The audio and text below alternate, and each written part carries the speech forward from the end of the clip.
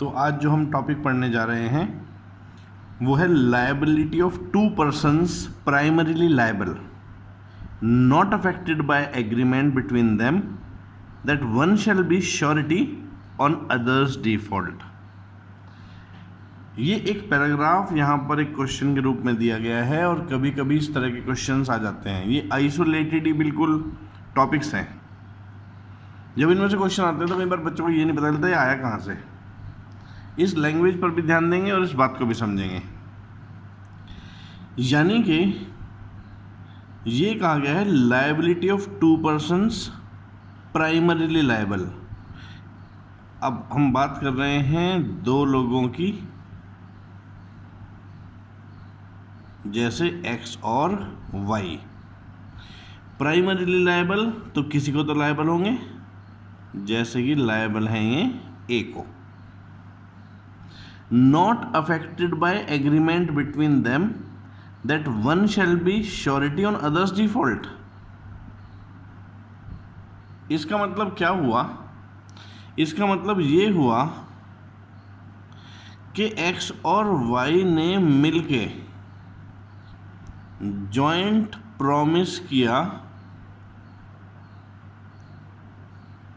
Liability के लिए towards a।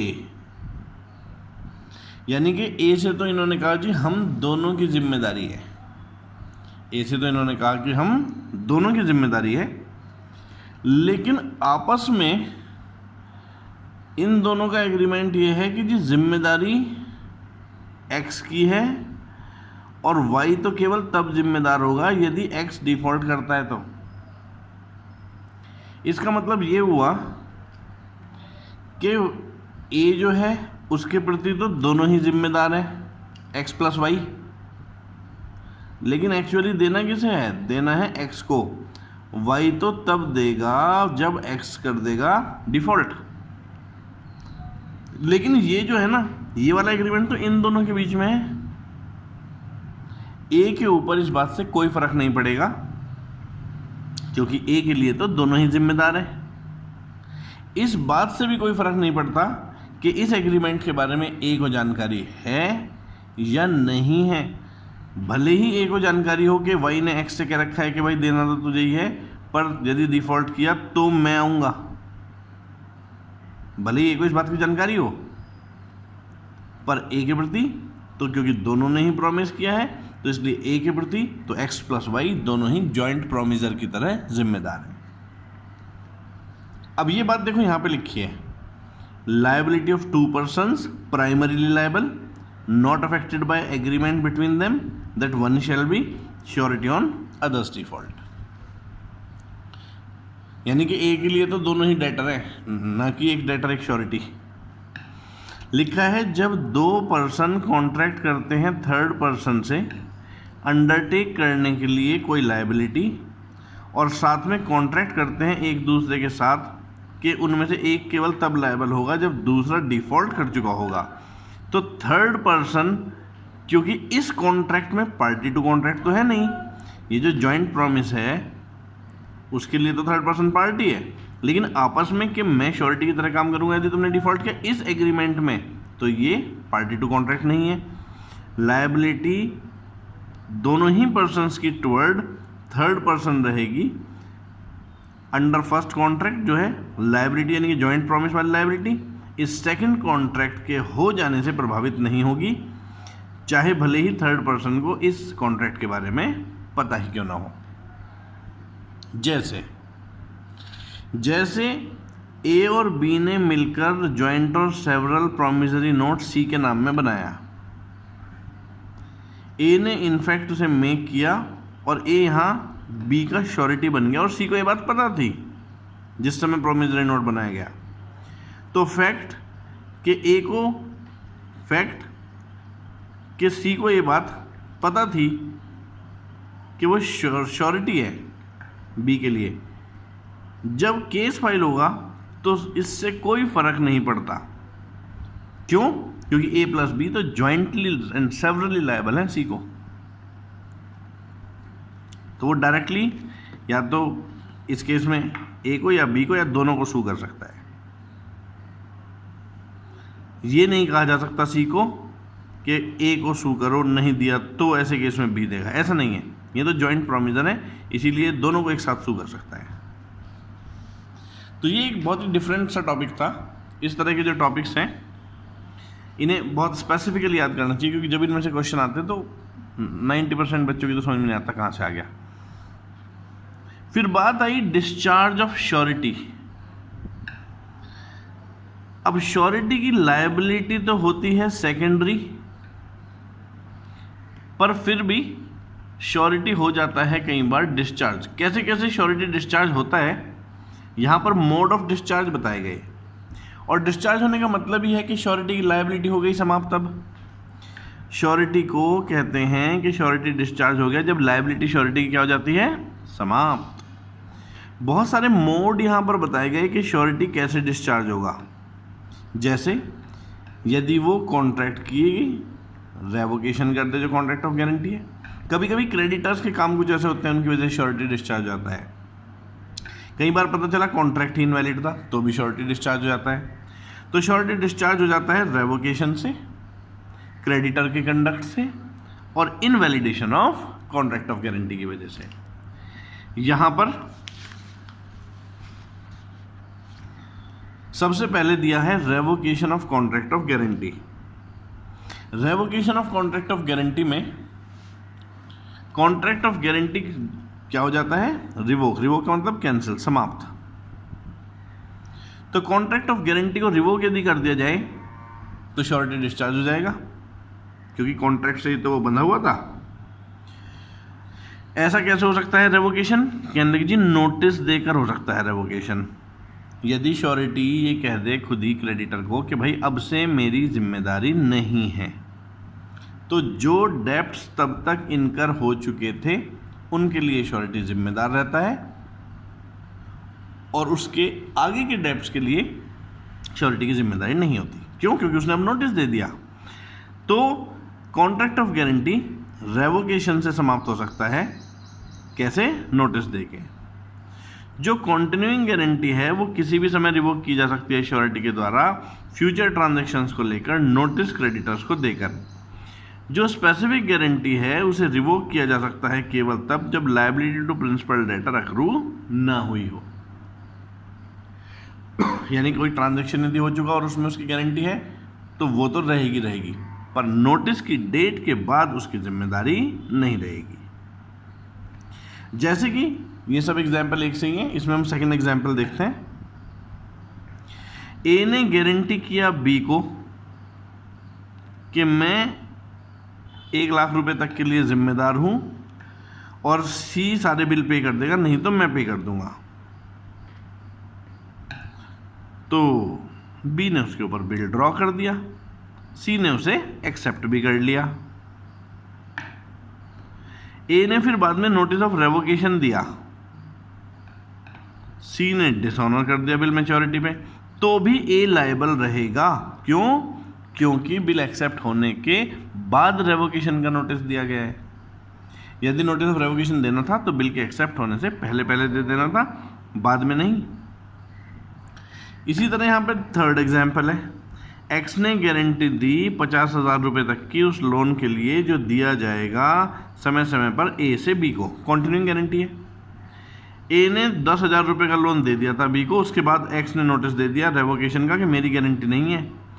X आगे की लायबिलिटी से डिस्चार्ज हो जाएगा लोन के लिए जो रेवोकेशन के बाद है, लेकिन रेवोकेशन से पहले 10,000 रुपये का लोन दिया गया था, तो उसके लिए तो एक्स की जिम्मेदारी रहेगी।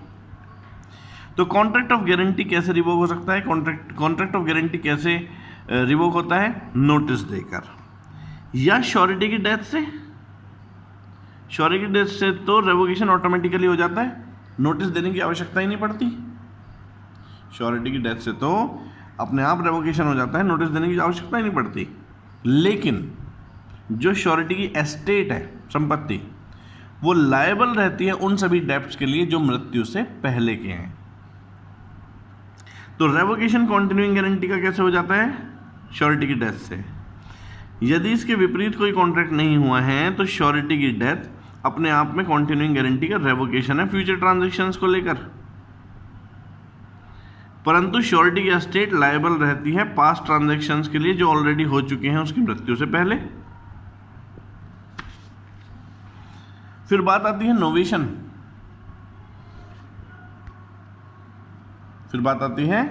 Novation. Surety under original contract is discharge if fresh contract is entered into either between the same parties और between the other parties, the consideration being mutual discharge of old contract. Novation का तो मतलब ही होता है complete substitution of one contract by other. तो देखो समझते हैं नोवेशन का concept.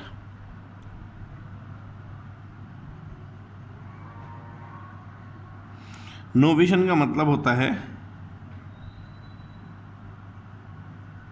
Substitution of one contract by other. जब एक कॉन्ट्रैक्ट को दूसरे से सब्स्टिट्यूट कर दिया जाता है तो उसे नोवेशन बोलते हैं। खास बात है नोवेशन की वजह से ओल्ड कॉन्ट्रैक्ट डिस्चार्ज हो जाता है। Because of novation old contract get discharge. अब गारंटी में नोवेशन का कॉन्सेप्ट कैसे एप्लीकेबल है? जैसे कि क्रेडिटर ने लोन दिया प्रिंसिपल डेटर को और श्योरिटी ने दी गारंटी।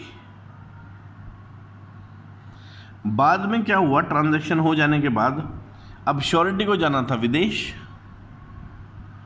अब विदेश जाना था तो वो क्रेडिटर को एश्योर करना चाहता है कि आप चिंता मत करो।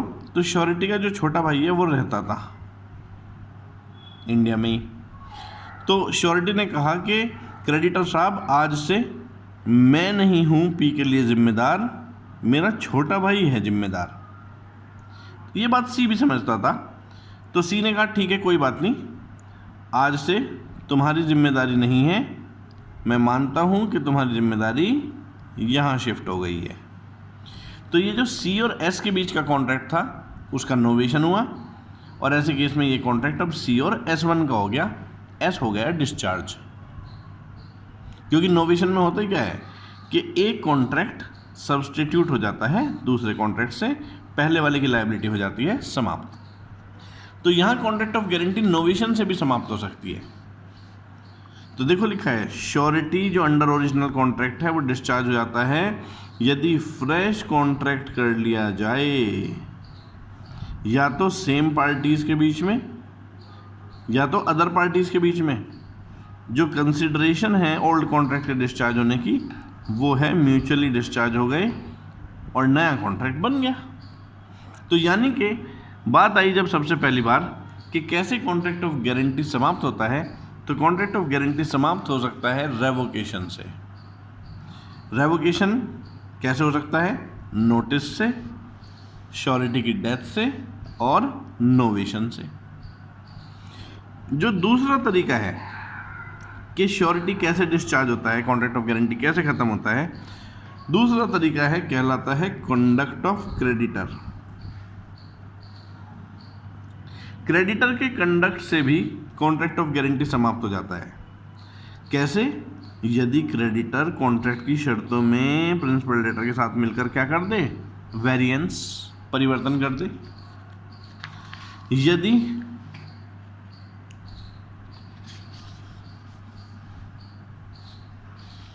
यदि क्रेडिटर प्रिंसिपल डेटर को ही डिस्चार्ज कर दे, यदि क्रेडिटर प्रिंसिपल डेटर को ही रिलीज या डिस्चार्ज कर दे, तो जब प्रिंसिपल डेटर ही डिस्चार्ज हो गया तो फिर श्योरिटी कैसे लायबल रह सकता है?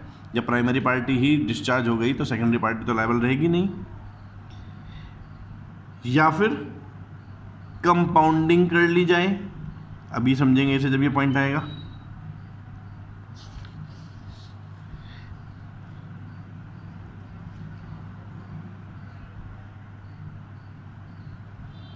या फिर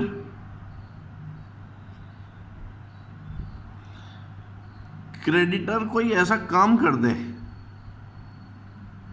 या जो करना था वो ना करे, जिसकी वजह से जो श्योरिटी की अधिकार थे, श्योरिटी के इवेंचुअल रेमेडी, प्रिंसिपल डेटर के खिलाफ, वही बेकार हो जाए, वही समाप्त हो जाए।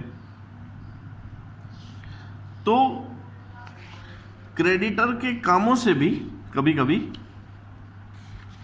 श्योरिटी डिस्चार्ज हो जाता है। क्रेडिटर के कामों से भी कभी कभी श्योरिटी डिस्चार्ज हो जाता है। वो कौन से केसेस हैं, अब एक एक करके रीड करेंगे।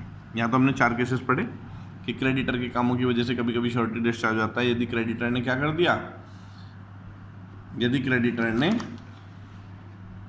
वेरिएंस कर दिया कॉन्ट्रैक्ट की शर्तों में, यदि प्रिंसिपल डेटर को डिस्चार्ज रिलीज कर दिया, उसके साथ कंपाउंडिंग कर दी, या फिर ऐसा कुछ कर दिया कि अब श्योरिटी की इवेंचुअल रेमेडी खत्म होगी प्रिंसिपल डेटर के खिलाफ। तो ये सब क्रेडिटर के काम ही तो हैं जिनकी वजह से श्योरिटी डिस्चार्ज हुआ। तो 4 केस बन गए।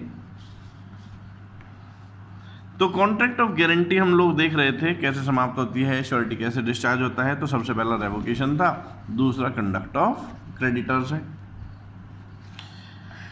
दूसरा कंडक्ट ऑफ क्रेडिटर, जिसमें सबसे पहला पॉइंट है कि उसने कॉन्ट्रैक्ट की शर्तों में क्या कर दिया, परिवर्तन कर दिया, वेरिएंस कर दिया, variance in the terms of contract of guarantee. जहां पर कोई वेरिएंस कर दिया गया कॉन्ट्रैक्ट की शर्तों में, जो कॉन्ट्रैक्ट प्रिंसिपल डेटर क्रेडिटर के बीच में हो रखा था और श्योरिटी से पूछा भी नहीं, तो ऐसे केस में अब श्योरिटी हो जाएगा डिस्चार्ज उन सभी ट्रांजैक्शंस के रेस्पेक्ट में जो कि वेरिएंस की डेट के बाद के हैं। भाई contract of guarantee tripartite agreement है, हर चीज में तीनों की सहमति जरूरी है। कॉन्ट्रैक्ट ऑफ गारंटी हो जाने के बाद यदि किन्हीं शर्तों को लेकर क्रेडिटर और प्रिंसिपल डेटर आपस में परिवर्तन कर देते हैं, श्योरिटी से पूछते ही नहीं है, तो फिर अब तो शर्तें ही बदल गई, तो श्योरिटी क्यों लायबल रहेगा। इसी वजह से ये कह दिया कि जहां पर यदि कोई वेरिएंस किया गया है कॉन्ट्रैक्ट की शर्तों में प्रिंसिपल डेटर क्रेडिटर के बीच में, और वो भी श्योरिटी से पूछे बगैर, तो श्योरिटी हो जाएगा डिस्चार्ज उन सभी ट्रांजैक्शंस के रिस्पेक्ट में जो वेरिएंस के पश्चात हुए। वो लायबिलिटी से डिस्चार्ज हो जाएगा, लेकिन जो लायबिलिटी इनकर हो चुकी थी उनके लिए तो वो लायबल ही रहेगा। लेकिन श्योरिटी की लायबिलिटी तब डिस्चार्ज नहीं होगी यदि वेरिएंस कोई मैटीरियल नहीं है। यदि ऑल्टरेशन उसके बेनिफिशियल है तब भी वो डिस्चार्ज नहीं होगा। यदि ऑल्टरेशन श्योरिटी के बेनिफिशियल है तब भी श्योरिटी डिस्चार्ज नहीं होगा, या फिर वो सब्सटेंशियल नहीं है, मैटीरियल नहीं है। अच्छा, यदि क्रेडिटर प्रिंसिपल डेटर को ही डिस्चार्ज कर दे, यदि क्रेडिटर प्रिंसिपल डेटर को ही डिस्चार्ज कर दे, तो भाई जब पार्टी प्राइमरीली लायबल को ही डिस्चार्ज कर दिया है तो सेकेंडरी कैसे लायबल हो सकता है। तो श्योरिटी डिस्चार्ज हो जाता है यदि क्रेडिटर कॉन्ट्रैक्ट करता है नया प्रिंसिपल डेटर के साथ जिसमें वो प्रिंसिपल डेटर को रिलीज कर देता है, या ऐसा कोई काम करता है जिसका लीगल कॉन्सिक्वेंस ऐसा निकले कि प्रिंसिपल डेटर डिस्चार्ज हो जाता है। तो यदि प्रिंसिपल डेटर डिस्चार्ज हो जाता है तो श्योरिटी तो अपने आप डिस्चार्ज हो जाएगा, क्योंकि पार्टी प्राइमरीली लायबल नहीं तो सेकेंडरी लायबल का तो मतलब ही नहीं। जैसे कि ए कॉन्ट्रैक्ट करता है बी से फिक्स्ड प्राइस के लिए बिल्ड करने के लिए हाउस बी के लिए एक निश्चित समय के अंदर अंदर, बी जो है सप्लाई करेगा नेसेसरी टिम्बर, सी ने गारंटी करी कि ए तुम्हारा परफॉर्मेंस विद इन टाइम पूरा करके दे देगा, नहीं तो मेरी जिम्मेदारी। पर एक बात बताओ, यदि बी ने उसे घर बनाने के लिए टिम्बर ही नहीं दिया तो ऐसे केस में ए पूरा कैसे करेगा कॉन्ट्रैक्ट। तो ऐसे केस में सी हो जाएगा डिस्चार्ज अपनी श्योरिटीशिप से। कारण यह है कि बी ने ऐसा काम क्यों कारण यह है कि बी ने ऐसा काम कर दिया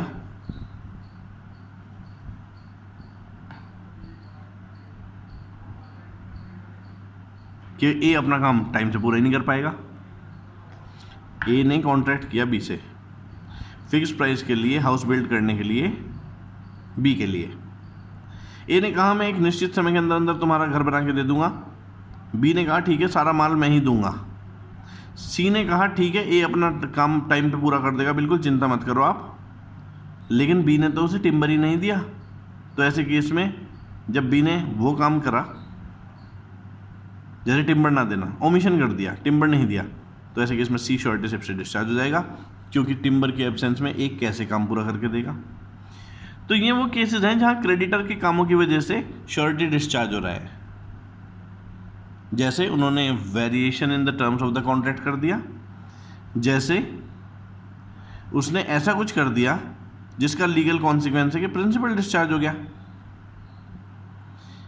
या कभी कभी श्योरिटी ने क्रेडिटर के साथ कंपाउंडिंग कर ली, उसे और टाइम दे दिया, एग्री कर दिया कि मैं तुम्हें सू नहीं करूंगा, तो प्रिंसिपल डेटर जो है यदि उसके साथ ऐसा एग्रीमेंट कर लिए क्रेडिटर ने, तो श्योरिटी अपने आप डिस्चार्ज हो जाएगा। श्योरिटी डिस्चार्ज हो जाएगा यदि क्रेडिटर ने प्रिंसिपल डेटर के साथ कंपाउंडिंग कर ली, परफॉर्मेंस का टाइम बढ़ा दिया, या एग्रीमेंट कर लिया कि मैं तुम्हें सू ही नहीं करूंगा। तो जो कॉन्ट्रैक्ट है क्रेडिटर और प्रिंसिपल डेटर के बीच में, जिसमें क्रेडिटर ने कंपोजिशन कर ली, टाइम बढ़ा दिया, प्रॉमिस कर दिया मैं तुम्हें सू नहीं करूंगा, तो ऐसे केस में श्योरिटी अपने आप हो जाएगा डिस्चार्ज। वो बात अलग है भाई, यदि श्योरिटी नहीं इस बात के लिए सहमति दे देती तो बात अलग है, नहीं तो श्योरिटी हो जाएगा डिस्चार्ज। जैसे हम ये कह रहे हैं कि क्रेडिटर ने कंपाउंडिंग कर ली, तो कंपाउंडिंग का मतलब क्या है, क्या मतलब होता है कंपोजिशन वर्ड का? कंपोजिशन का मतलब होता है डेप्थ छोड़ देना, घटा देना। ये भी एक तरह का वेरिएशन ही तो है। यदि क्रेडिटर कंपोजिशन करता है प्रिंसिपल डेटर के साथ और वो भी बगैर श्योरिटी से बात करे, तो श्योरिटी डिस्चार्ज हो जाता है। कंपोजिशन जो है इसमें वेरिएशन ही तो हो रहा है ओरिजिनल कॉन्ट्रैक्ट में, इसीलिए श्योरिटी हो जाता है डिस्चार्ज। या फिर समय बढ़ाने की बात आती है, टाइम दे देता है, और ये भी एक तरह का वेरिएशन ही है।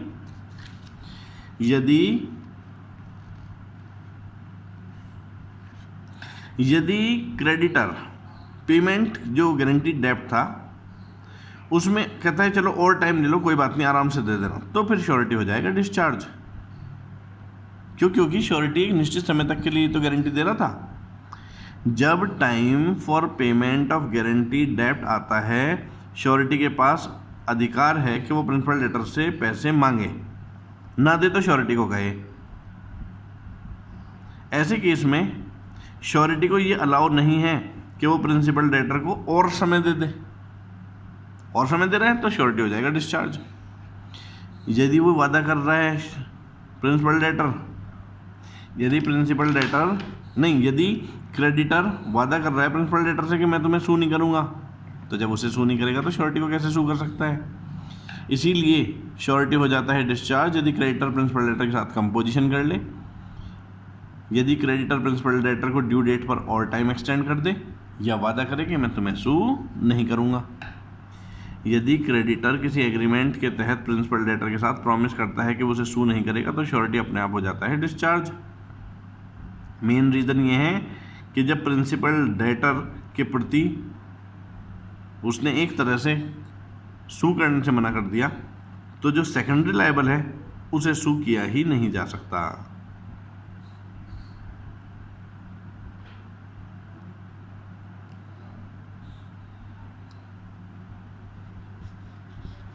अच्छा, इसमें कुछ पॉइंट्स हैं, एग्जाम्पल्स दिए गए हैं। उससे पहले इस पूरे पैराग्राफ को रीड करना ज़रूरी है। If the creditor under the agreement with the principal debtor promises not to sue him, the surety is discharge. ये तो सिंपल लाइन होगी। The main reason is that the surety is entitled at any time to require the creditor to call upon the principal debtor to pay off the debt when it is due, and this right is positively violated when the creditor promises not to sue the principal debtor. This is however subject to two important qualifications. In the first place, the promise not to sue should be distinguished from mere forbearance to sue. Promise not to sue is engagement which ties the hands of creditor. It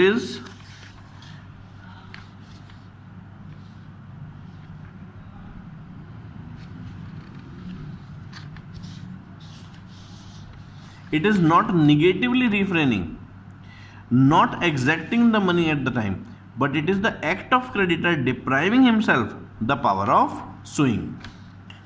अच्छा, तो देखो क्या हुआ यहां पे।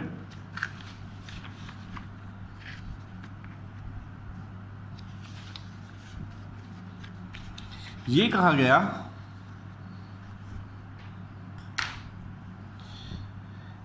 गया कि फॉरबियरेंस to सू अलग चीज है, प्रॉमिस नॉट टू सू अलग चीज है।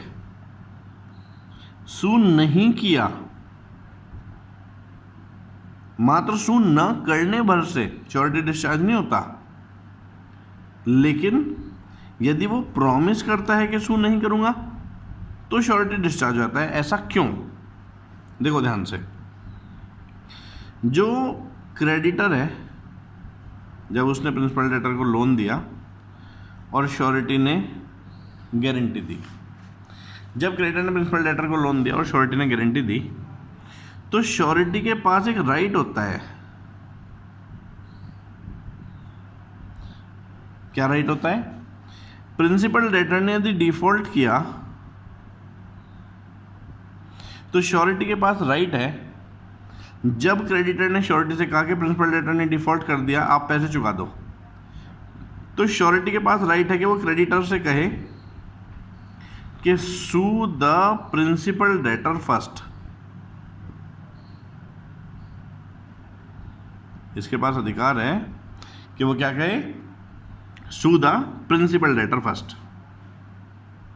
लेकिन यदि क्रेडिटर ने प्रिंसिपल डेटर से ये कह दिया, प्रॉमिस कर दिया कि मैं तुम्हें सू ही नहीं करूंगा, तो फिर श्योरिटी का ये जो अधिकार है ये तो बेकार हो गया।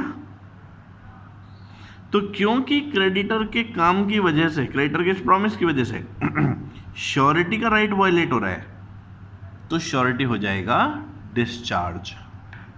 देखो, फॉरबियरेंस टू सू अलग बात है, इसने सू ही नहीं किया कोई बात नहीं, पर इससे प्रॉमिस तो नहीं कर सकता ना कि करूंगा ही नहीं। ऐसा होने पर तो अब इसके हाथ बंध गए हैं, फिर ये सू कर ही नहीं पाएगा, और यदि ये सू कर ही नहीं पाएगा तो इसका ये जो राइट है कि सू द प्रिंसिपल डेटर फर्स्ट, ये वायलेट हो जाएगा। इस वजह से यदि क्रेडिटर ने प्रिंसिपल डेटर से वादा किया कि मैं तुम्हें सू ही नहीं करूंगा, तो श्योरिटी हो जाता है डिस्चार्ज। तो हम लोग पढ़ रहे थे कि बाय कंडक्ट ऑफ क्रेडिटर कैसे श्योरिटी डिस्चार्ज हो जाता है। पहला पॉइंट था by variation in the terms of the contract, दूसरा पॉइंट था बाय रिलीज और डिस्चार्ज ऑफ प्रिंसिपल डेटर, और तीसरा पॉइंट था when creditor compounds, gives times और agree not to sue against the principal debtor. और उसका चौथा पॉइंट है discharge of surety by creditor's act और omission impairing surety's eventual remedy. Discharge of surety by creditor's act और omission impairing surety's eventual remedy, यानी कि कभी कभी क्या होता है कि क्रेडिटर ऐसा कुछ काम कर देता है या कुछ करना था नहीं करता, ओमिशन।